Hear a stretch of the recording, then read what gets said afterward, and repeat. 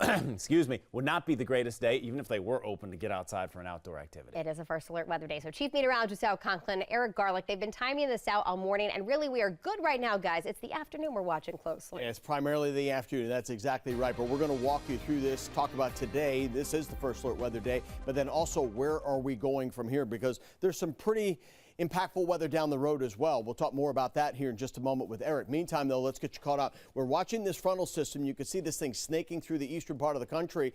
These are non-severe thunderstorms here. These are pretty strong, though, across Mississippi and Alabama. This initial batch going into the mountains has really no impact whatsoever on our weather in terms of any severe risk this morning. It's more later this afternoon that we're concerned about those bands coming in from farther south and west. So again, this is a little bit of rain that's coming into the mountains this morning, but you'll notice everywhere else it's pretty quiet. Now, why this is important is, though, as that comes in, it sort of fades this morning, and then we get a little mini front, if you will, to develop later this afternoon. That could be a focal point for severe weather trying to come back in during the afternoon hours. So noon to 3 across the mountains. Generally from I-40 on southward, we think the foothills stands a pretty good chance of seeing some stronger storms between 2 and 6. And then from 4 to 9, you get from I-77 on eastward. In between, we've got temperatures really warm this morning, mostly in the 60s, and we're headed mainly for the 70s as we go into the afternoon hours. Again, notice the rain chances are very low until we get into that 4, 5, 6 o'clock range. That's when it's on here for the Queen City. So let's show you the futurecast. There's that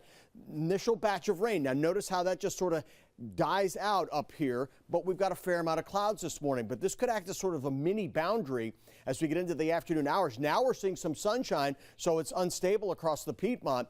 And notice where the rain wants to develop. Yeah, across the foothills a little bit, but it really sort of jumps away from you, and it's south of I-40. This is 3 o'clock. Now watch at 5 o'clock. Pretty strong storms coming up from Gaffney and York, Chester towards North Carolina at 6 o'clock. These are really intense thunderstorms, and some of these breakaway cells we'll have to monitor because you can sometimes get a tornado on the around from that main line, but then here comes the line at 7 o'clock and then it's gone. So this is going to be basically a 2-3 hour time frame, and then it is over with. By late evening we'll have clearing skies. So rain and lightning a certainty for most of us here. Strong winds are the main threat, but hail and yes, isolated tornadoes, especially from Charlotte south and eastward, appear to be in the realm of possibility here. So there goes our frontal system. We'll get sunshine back tomorrow, but then another system coming into the Midwest on Wednesday, and our rain chances may be going up a little bit from there, and Eric's got more on that coming up here right now.